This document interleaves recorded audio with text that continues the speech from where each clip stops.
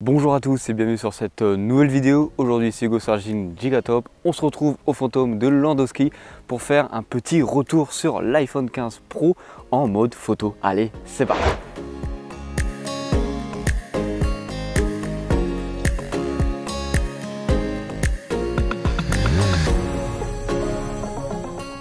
Bien sûr, avant d'aller plus loin, on n'hésite pas à s'abonner, à liker, car offrir un magnifique paysage comme ça n'arrive pas tous les jours. Alors, avant de vous donner mon avis sur l'appareil photo et la partie vidéo de ce téléphone, on va venir parler directement des caractéristiques de ces petits capteurs qu'on a à l'arrière du téléphone. Alors, sur l'objectif principal, on est sur un 48 mégapixels qui représente un 24 mm. On a une ouverture dessus de 1,78. Il prend en charge les photos de haute résolution, soit du 24 et du 48 mégapixels.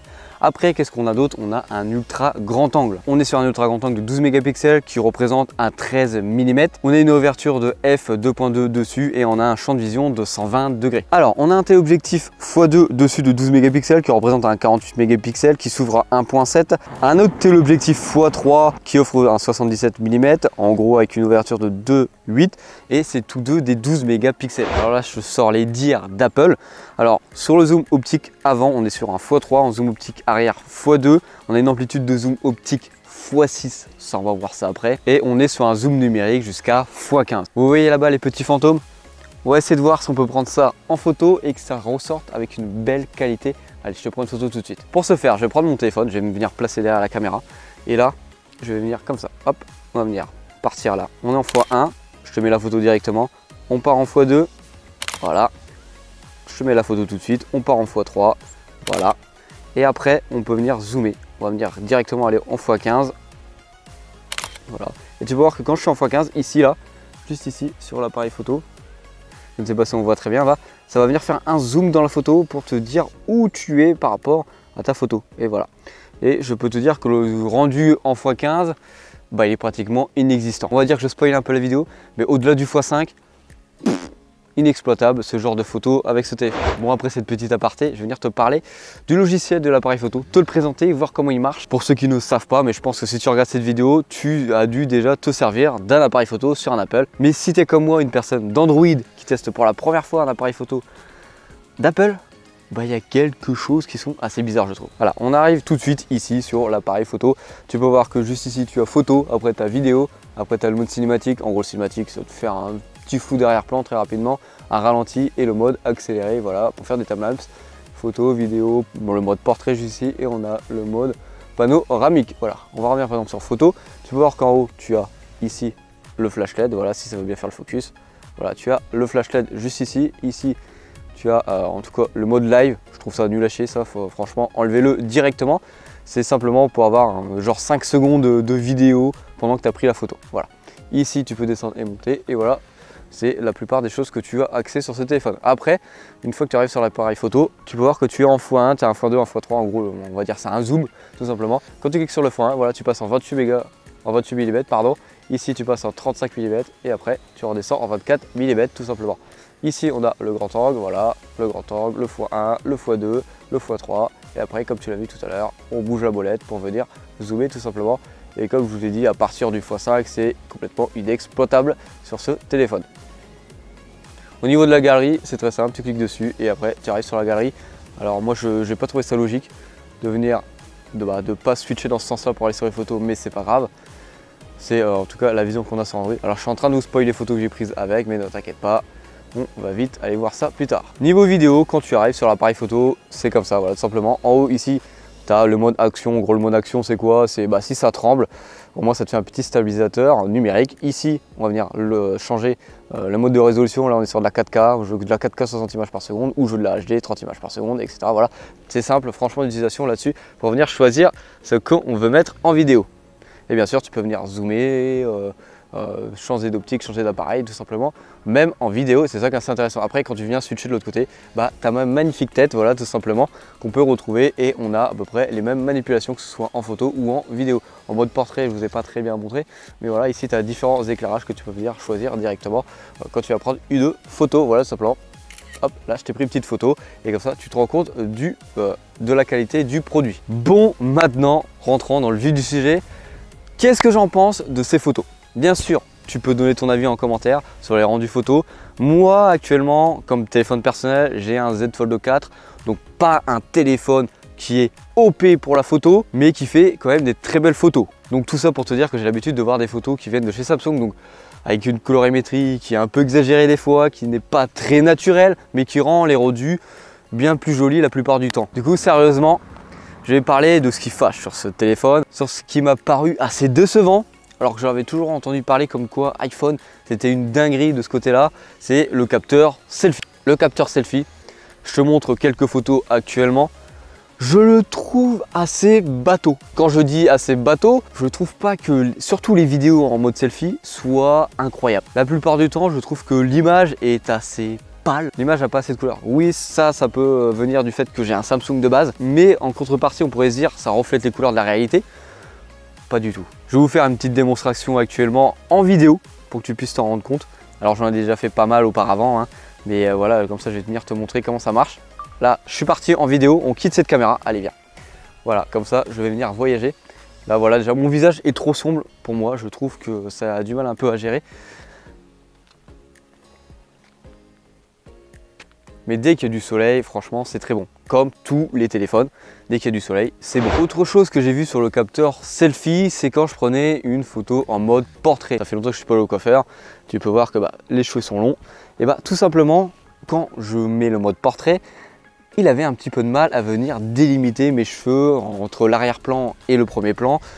Donc des fois mes cheveux étaient nets, des fois mes cheveux étaient flous, puis des fois il y avait un écart comme ça, de toute façon tu vas le voir à la photo, qu'il y a un petit écart entre le flou et ma tête. Là-dessus, j'étais un petit peu déçu parce que sur tous les autres téléphones que j'ai pu essayer, ça marche très bien, la technologie est au point. Là je sais pas pourquoi ça faisait ce genre de photos. Petit aparté, quand je prenais des photos, le téléphone chauffait beaucoup. Alors je viens de voir avant de commencer cette vidéo que je n'étais pas le seul. C'est un problème qui est sur ces téléphones là. À l'heure actuelle, Apple devrait normalement mettre une mise à jour pour régler ceci. On verra bien ça dans quelques semaines quand je vais te sortir la vidéo test du produit. Pour toi, ce sera seulement 4 jours après cette vidéo, donc t'inquiète pas, ça va être très rapide. Du coup, pour conclure sur le capteur selfie, déçu dans l'ensemble. Ça fait des belles photos, hein, on va pas se mentir, mais voilà, je m'attendais vraiment à autre chose au vu de la réputation d'Apple et surtout au vu du classement des iPhones sur le classement des X-Mark. Alors je sais qu'il y en a beaucoup qui vont dire ouais, ça c'est un classement bateau, mais moi je m'y fie quand même beaucoup, même si les photos, comme d'habitude, c'est les goûts et les couleurs. Maintenant, passons sur la plus grosse partie, la partie la plus intéressante, c'est la partie arrière avec tous ces petits jolis petits bijoux. Voilà, tout simplement, j'ai du mal à parler tellement je trouve que cette partie-là est réussie comparée à la partie selfie. Alors, qu'est-ce que j'en pense? Le grand angle, c'est correct, c'est très bon même, je dirais. Sauf que voilà, on est sur un grand angle et du coup ça, quand on bouge en vidéo, parce que moi j'ai quand même beaucoup utilisé le téléphone en mode vidéo parce que c'est ce qui m'intéressait le plus dessus. En mode vidéo, tu vois la distorsion avec le grand angle. Quand tu vas venir bouger, on a l'impression d'avoir une GoPro et de mettre, j'ai oublié le terme, mais de mettre le mode hyper grand angle où ça arrondit la terre. Quand on utilise la vidéo en grand angle, ça fait un petit peu cet effet là. Alors que sur d'autres téléphones, ça ne le fait pas du tout. Genre mon Z Fold, ça ne le fait pas du tout. Maintenant qu'on a passé la partie grand angle, vu que c'est une partie que peu de personnes, je pense, vont utiliser dans leurs vidéos ou pour prendre des photos, hein, un grand angle, on va pas en prendre tout le temps. Maintenant, on va parler du capteur principal. Le capteur principal prend des très belles photos. Franchement, il n'y a rien à dire là-dessus. C'est retransmet vraiment bien les couleurs. Voilà, cette partie-là, franchement, les couleurs de la réalité sont vraiment très bonnes là-dessus. Je te mets quelques photos, bien sûr, depuis tout à l'heure. Franchement, là-dessus, il n'y a vraiment rien à dire sur cette partie-là. Alors, quand on va venir zoomer, alors je dis bien qu'on va venir zoomer, tu pourras remarquer ça quand tu utilises ton téléphone. Je ne sais pas si c'est compliqué à vous le montrer, je vais essayer de vous le montrer. Quand tu viens zoomer comme ça sur ton téléphone, alors j'espère que ça va faire le focus, tu peux voir que là, ici, je vais essayer de trouver le capteur. Voilà, on voit que ça utilise deux capteurs. On peut voir que ça combine les deux capteurs et que là, le capteur en bas, on voit. Et ici, le capteur, ça a pris simplement mon doigt. Donc tu peux voir que ça utilise les deux capteurs en même temps. C'est un petit peu particulier des fois, parce qu'il y en a qui ont peut-être des doigts qui dépassent. Ça peut être problématique, mais bon, en vrai, c'est pas très grave. Mais c'est juste pour te montrer que dès que tu vas venir prendre des photos et un petit peu zoomer, ça va utiliser plusieurs capteurs en même temps pour combiner les photos. Du coup, maintenant, passons sur la partie zoom jusqu'au x2, x3. C'est très très bon en zoom optique. Après, on passe en zoom numérique. Voilà, comme je t'ai dit depuis le début, le x5, ça ne sert strictement à rien. Le x10, c'est pixelisé. Voilà, franchement, j'espère que sur le 15 Pro Max, où c'est censé être la grosse nouveauté d'avoir un bon téléobjectif comme sur un téléphone Android, bah, j'espère que sur cette partie-là, ils se sont pas loupés. Et il y a certaines personnes, je pense, qui pourraient me dire, le zoom, ça sert à rien. Oui, ça sert à rien si tu ne veux pas faire des photos qui changent de l'ordinaire. Je m'explique, par exemple, quand tu vas venir changer de focale ou de zoom, voilà, tout simplement, on va parler en zoom, même si c'est pas comme ça qu'on parle. Tu vas prendre un sujet, par exemple, tu vas me prendre moi en physique, et par exemple, à l'arrière, bah, si tu prends un autre zoom, voilà, je te parle en zoom, bah, l'arrière-plan, il va venir être grossi derrière moi. Je ne sais pas si l'explication est très bonne et si tu arrives à la comprendre. Ou après, voilà, simplement, par exemple, ici, j'ai ma voiture là-bas, j'ai envie de la prendre en photo, tout simplement. Après, par exemple, il y a des panneaux ou il y a des cartes que tu voudrais voir un peu plus loin, bah, avec le zoom, tu peux le faire. En gros, ça te sert un peu de télescope des fois quand même, c'est un peu utile. Mais franchement, si tu, moi, je trouve que le zoom pour la photo, c'est important. En tout cas sur un téléphone. Ça t'ouvre beaucoup plus de possibilités et t'es pas bridé à une photo classique que tout le monde pourrait mettre sur Instagram tout simplement. Bon, maintenant que je t'ai montré quelques photos, passons à la vidéo. Toujours partie selfie, nul. Voilà, tout simplement. Je comprends pas comment certains youtubeurs peuvent venir se filmer avec une caméra selfie comme ça avec l'iPhone 15. C'est très bon, on est d'accord, mais il y a mieux. Il y a carrément mieux sur le marché si tu veux venir filmer avec ta caméra selfie. Là, je sais qu'il y en a plein en commentaire, ils vont pas être d'accord avec moi, mais moi je trouve pas ça extraordinaire. Alors là, on est sur la caméra selfie, en train de filmer tout simplement. On n'a pas de stabilisateur à la main. Je n'ai pas de micro, c'est entièrement le micro du téléphone, voilà, tout simplement. Et tu peux te rendre compte comme ça de la qualité de celle-ci.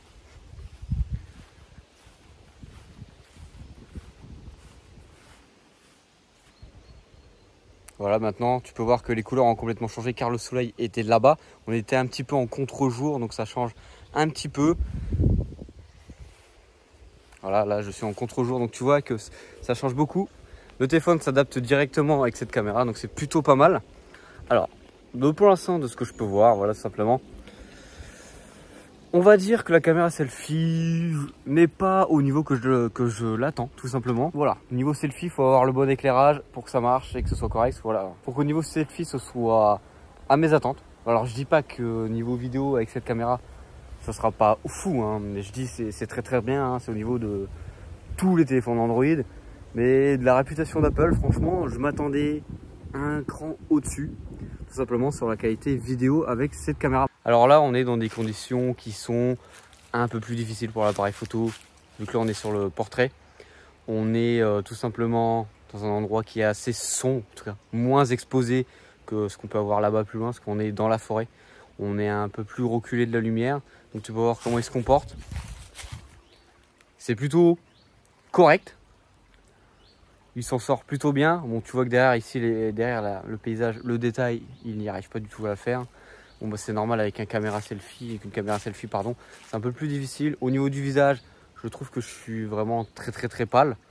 Mais voilà, après, ça c'est des retouches vidéo à faire derrière sur un logiciel de montage. Par contre, toujours sur la partie arrière, pour venir filmer, c'est là que ça devient intéressant. C'est là que la qualité vidéo est super bonne, clairement. Ok, on n'a pas de 8K 60 images par seconde.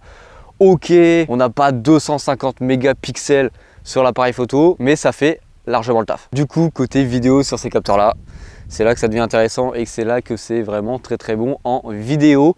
Je t'inquiète pas, je vais venir monter tout là-bas pour te faire une autre vidéo. Parce que oui, je t'ai déjà tourné quelques vidéos auparavant, ne t'inquiète pas. Et surtout que je vais venir te filmer avec tout simplement l'appareil et le micro. Donc tu vas te rendre compte de si tu peux tourner des vidéos avec seulement ces capteurs là. Je te conseille pas de... voilà, je remets le couteau dans la plaie avec ce capteur là, je te conseille pas. Mais en tout cas avec ces capteurs là, pardon, bah, tu peux venir tourner des vidéos. Et comme ça tu peux te rendre compte du micro si tu as besoin d'acheter un micro en plus. Allez, viens avec moi, je vais te montrer ça. Alors là je suis en mode vidéo avec le mode action activé, le stabilisateur. Là on est en grand angle, on va passer en x1. Et on va venir courir comme un fanfaron, voilà, là-haut. Comme ça, on se rapproche plus vite là-bas. Et comme ça, tu peux te rendre compte de si le stabilisateur est plutôt bon.